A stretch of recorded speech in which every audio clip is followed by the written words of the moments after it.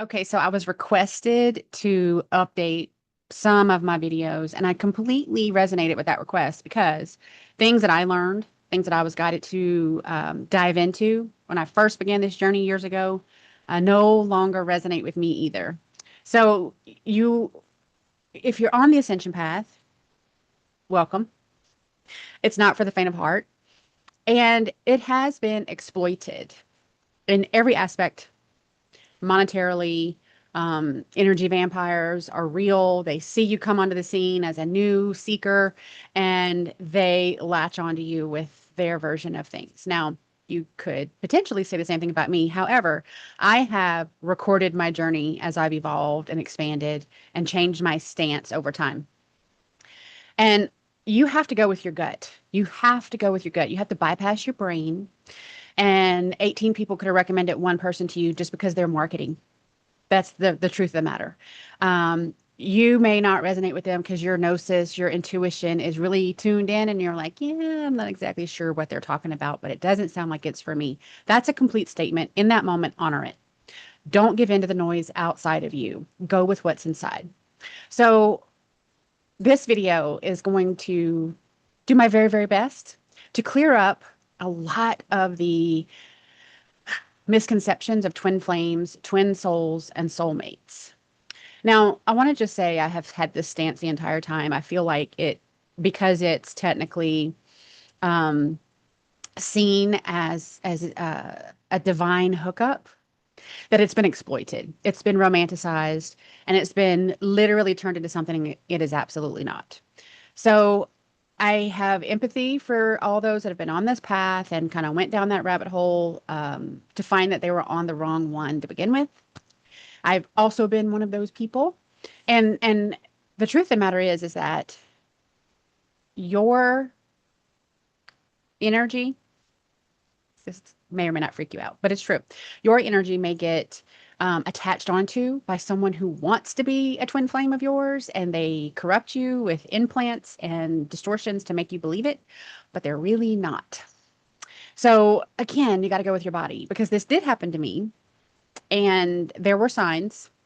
There were signs I'm completely honest about that I dismissed, but they kept showing themselves. Like the truth kept showing up. And eventually I had to pay attention. I mean, I guess I didn't have to pay attention, but eventually I did pay attention. And once I tuned into it, the way that I recommend you tune into anything, then the distortion and the falsities dissolved because it cannot hold up to love and truth. Pure love and pure truth dissolve away the distortions and a lot of the veils that are always accompany these unions also dissolve. So hang in there, hang in there. There's nothing wrong with being an individual flame under your own sovereignty. In fact, that's what I recommend because for you to unite with anyone, whether it is divine by soul or not, you have to be healed. You have to be in a balanced position where you're not expecting someone to come into your life and your energy and your vortex and complete you. If you can't heal you, why is anyone else going to do that? Uh, Uncomfortable silence. We don't save each other. We save ourselves. And by saving ourselves, we create an energetic space where the other one can rise. That's completely different than saying, I need you. I need you. I can't live without you. You complete me. Those are very disempowering, fear based stances to be in, where you are guilting someone into feeling like they have to come into your energy and provide something for you that you have not been able to provide for yourself. That's not sovereignty. This is an arc of learning. This is an arc of expansion and evolution. I don't expect anyone to be perfect because none of us are. We do the very, very best we can in the moment. And this is going to be a video that tries its very, very best to separate out the myth and the mystical to the grounded truth. Take what resonates, leave what doesn't. I don't intend to break your heart, but that may happen. So by definition, a soulmate it's the most common. It can be platonic or romantic, and it can be same sex or not. It can be family or not. Soulmates are super, super common. So you can have a soulmate, and that's just a soul that tends to gravitate toward you in lives. and can be your best friend, can be your sister. It can be someone you meet online that you can have an instant connection with, and it's that soul that's been looking for you since the last time you guys found each other in a life. So I just say recognize it and then go with the flow because there's not any of these, not soulmate, not twin flame, not twin soul, that locks a being in to a relationship. We always have the choice. If the circumstances of whatever that is doesn't work for you today based on who you are right now, that is okay. You fully and completely can go the other direction. It doesn't it doesn't devoid your life mission. You know, it may change trajectories here or there. That's also okay. It's okay. You can change. It's perfectly expected to change. I'm actually more concerned with people who say, "This is me, and I've been like this forever, and I'm this way. I'm always going to be," because that's not evolution, and we're here to evolve. Okay, twin flames. This is the one that everybody wants a twin flame. They think they want a twin flame until they actually have one, or they have an entity that's pretending to be a twin flame and they completely fuck your life over. Twin flames. Think in terms of that divine spark. Okay, not everybody has a divine spark, but those that do, think of in terms of the divine spark. One flame created consciously. So, creator, Father, Mother, God creates this flame. They can intend that this flame is going to split right away, or they can have the flame, the divine spark, created into the being that becomes that flame, and then together consciously decide, I want a twin. I want to go through my lives on the twin flame cycle, reuniting, reuniting, reuniting until completion. So that is to say that the one flame of the divine spark splits into two flames, twin flame, two complete souls, one individual on its own. So the initial one is complete on its own, chooses to duplicate, and has another one complete on its own. You're not halves. You're not halvesies. So you're not half of a person, half of a soul, and so you unite with your twin flame. That is a lie. Do not believe that. They mirror each other, and that's like the volatility of it. It's beautiful as well, but it is what adds to the volatility of it. And I'll get into more of that later. Okay, now the twin souls is the most rare. This is where a soul decides to duplicate, not split, and that is done consciously, and they unite life after life and continue their soul missions together. So typically, a twin soul situation is born out of twin flames that have successfully united time and time and time again, and they get to a soul level wisdom where they consciously decide in each life we're going to unite and continue our mission. They see it as this overarching theme, and it's more grounded. The twin soul dynamic is a very grounding, secure. We know each other. We've been through all the mud and the muck. We've been through the shadow work. We may have a few things to tweak in this life, but more often than not, we're good as soon as we recognize each other and we kind of pick up where we left off and we keep moving forward. So that is the most rare because it takes a lot to get there. Twin souls can be platonic and romantic. They can be same or different sex, friends, or family. So please don't hang up on um, that you have to be a divine masculine in a male body or a divine feminine in a female body because that too uh, is a depending on what you are. Um, we all within us, within my body right now that you see on your device, I have a divine feminine aspect, a divine masculine aspect, and the inner child aspect. Those are the three big components that comprise my wholeness. So when we say there's a journey to wholeness, you're trying to heal and reclaim the parts of the divine feminine, heal and reclaim the parts of the divine masculine, and the inner child. Why? Because we have had, as a soul, lives that are male, lives that are female, and lives that were predominantly children and did not reach um, adulthood. All of those were chosen for specific reasons and given a level of wisdom and experience to the soul that it could then reclaim itself, journey to wholeness, in a balanced neutrality. So this is the same thing as a parallel expression. Most children, when they go into kindergarten, are not ready to graduate college. They have to experience some things first, even the most advanced, and then they're ready. Same thing. Like you have to experience different situations, different life experiences to be at a place where you recognize that energy, that event, that expression in life in general as an energy body. So these are very old souls typically that have lived many, many, many, many lives to get to the point where they can decide, okay, now I've done this twin flame thing for several expressions, several cycles.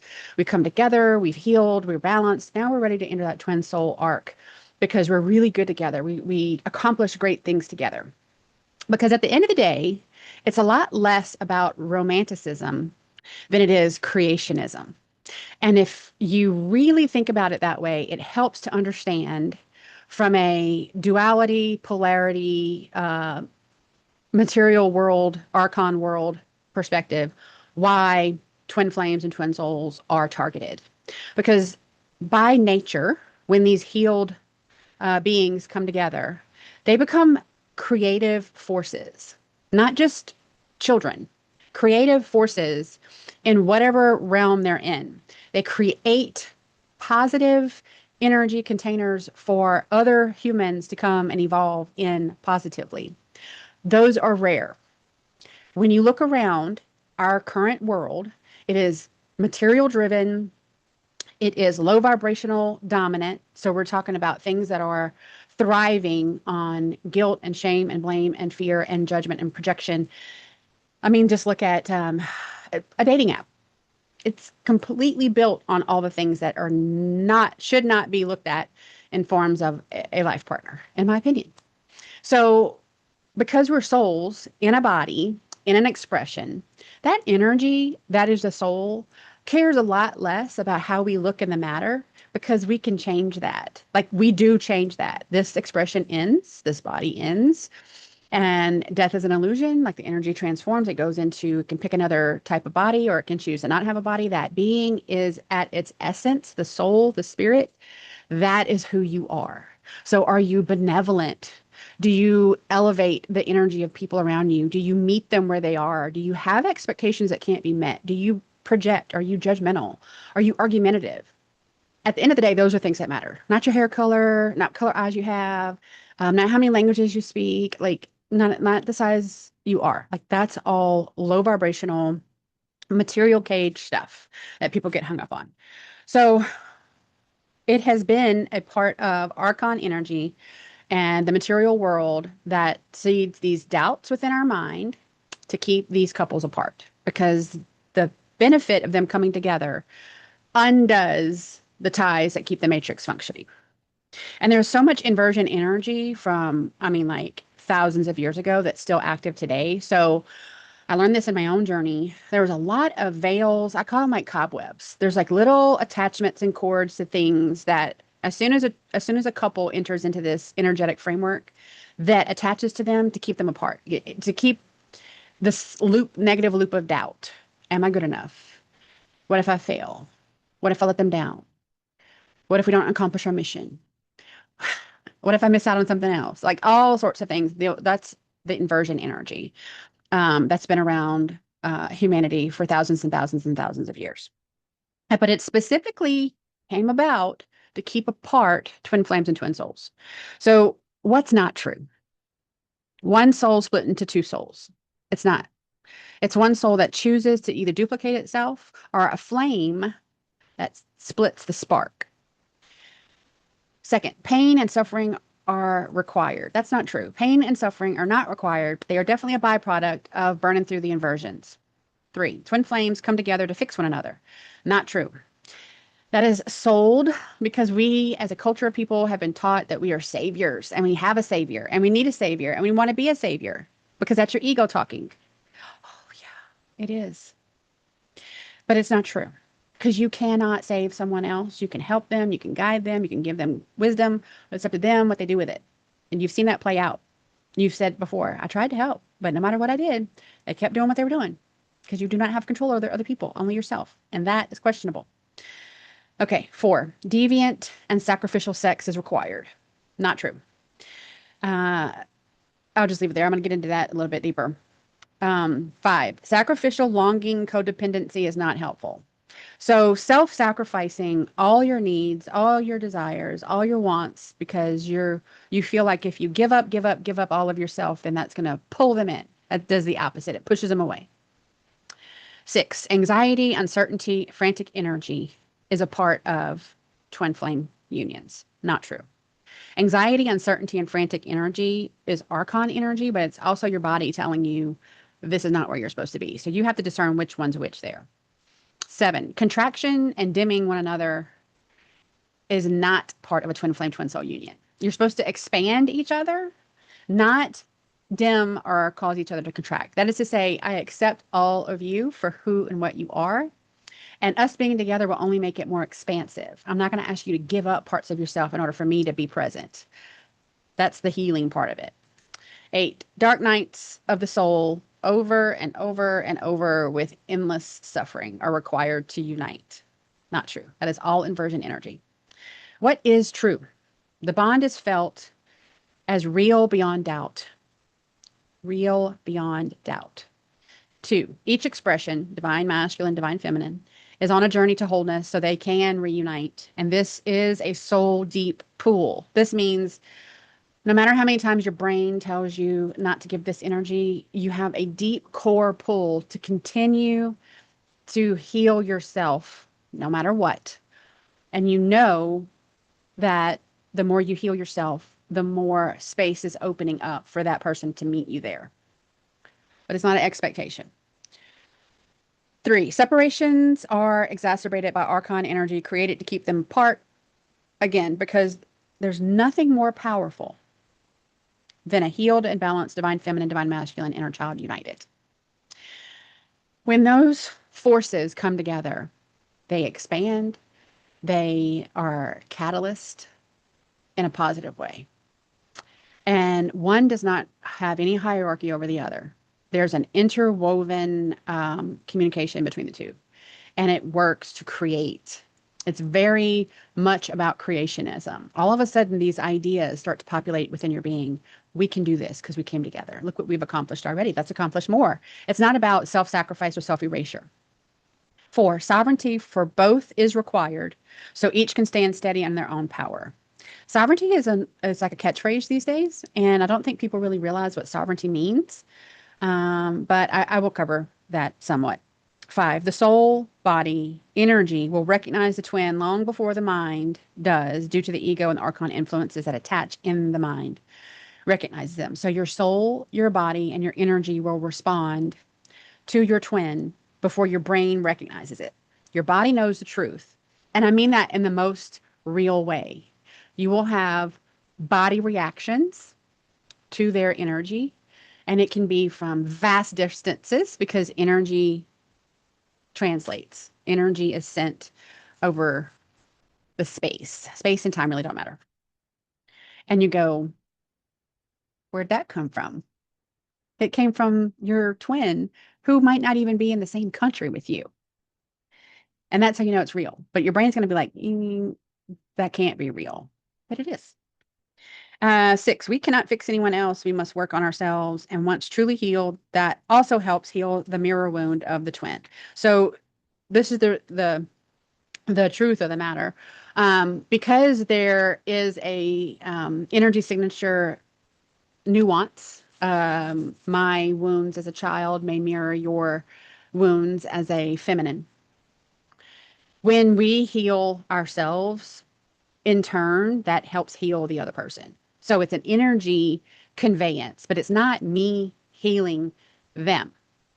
I heal myself, and the byproduct of that is a natural healing of or dissolving of a parallel wound in that mirror soul. Twins don't need completing, they need recognition, truth, love with zero expectation. There's this purveying myth that beings come together to complete each other. And I think that just comes from Hollywood. Because we can't. We do not complete other beings. You add to or take away from someone's existence, but you don't complete them. They have to complete themselves. Why? Because when you walk away and go do whatever it is you're doing, separate and apart from that energy, they have to have the strength, the sovereignty to stand on their own. And also when you're in the same room.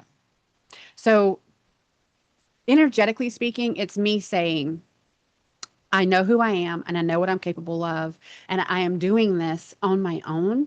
If you want to join me, great. And if you don't, it's okay too. I'm still going to do it because it's what's right for me. And that being, that counterpart says, I'm not threatened by that power and I'm not threatened by that energy. I want to see you succeed. So I'm here.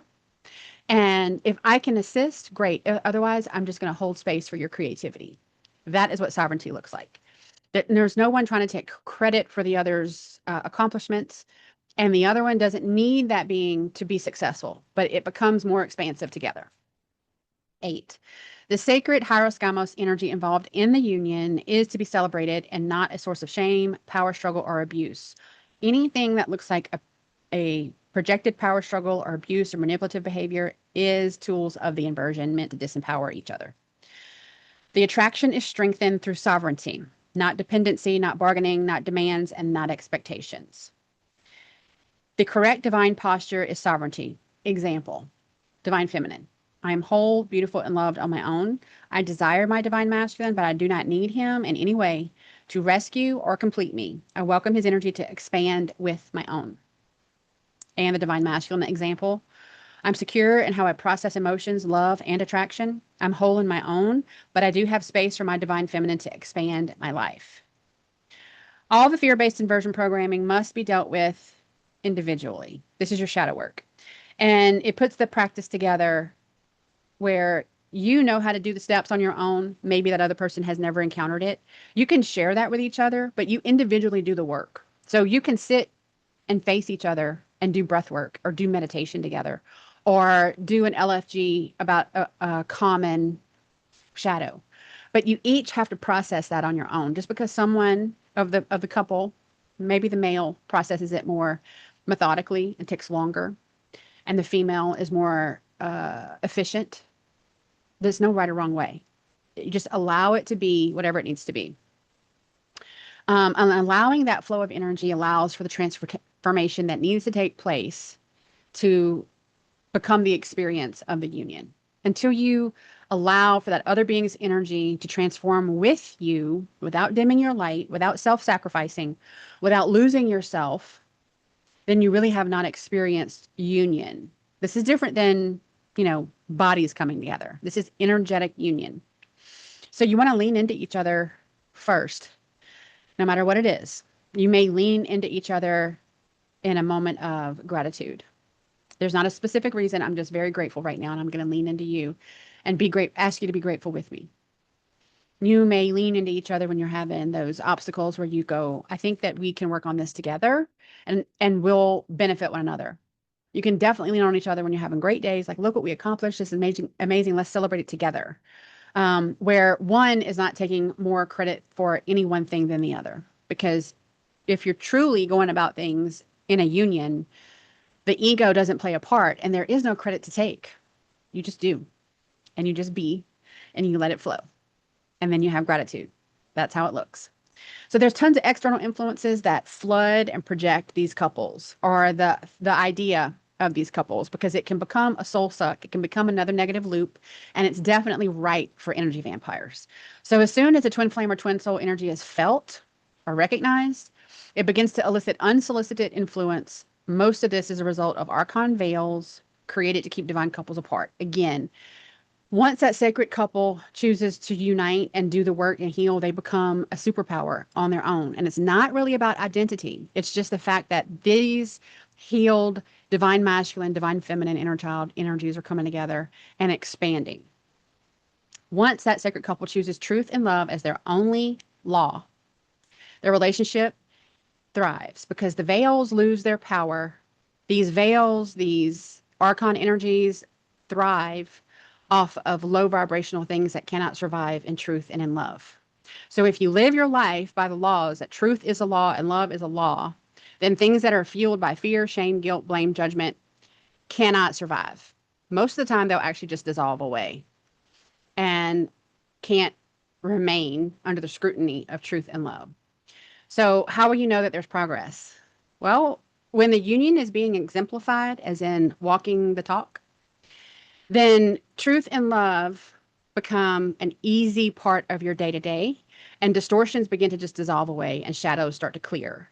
So you will find within your being this overwhelming sense of peace, deep creative fire, and a fully supported partnership with zero drama and zero hierarchy. And that's how you know. So when challenges arise, because they still will arise, it doesn't make you immune to hurdles or challenges, but they resolve quickly because you name it directly. You don't have fear about talking about anything because you're living in genuine authenticity of truth and love. You're sovereign and you communicate in a spiritually mature way, and then you choose how to handle it together, not through endless suffering and endless separation cycles. That is how it feeds into the whole material world dynamic, because it is fed off of loosh energy, which is fed off of fear dynamics. That's why they do that to us. And it's up to us to just not. We just say that that's not real and that's not my reality, and make conscious choices to not feed that reality. So there's no ritual, there's no activation, there's no crystal, no mantra, and no guru needed for you to succeed if you're on a genuine twin flame, twin soul, soulmate journey. None of that is required. What is required is truth and love for yourself and every aspect of your journey. That has to be the dominion that you fall under. So souls that are honest as a sovereign flame, doing the work, that's what requires. That is the requirement. So when external challenges or internal Archon doubts surface, try this. This is a step by step of what has worked for me. It may work for you. It's up to you whether you want to try it. So you can do this alone or you can do this with your partner. Shoes off, feet on the ground for at least 30 minutes with no devices before you do anything. Then face each other if you're together, or on your own, face the sun, and do some breath work. Inhale for 4 seconds, hold for 6 seconds, exhale through your mouth for 8 seconds, and do that 3 times. Left hand over your heart, because left hand is receiving and left hand is feminine. And most of the time, our heart constriction is due to feminine shadows and trauma. Left hand over your heart.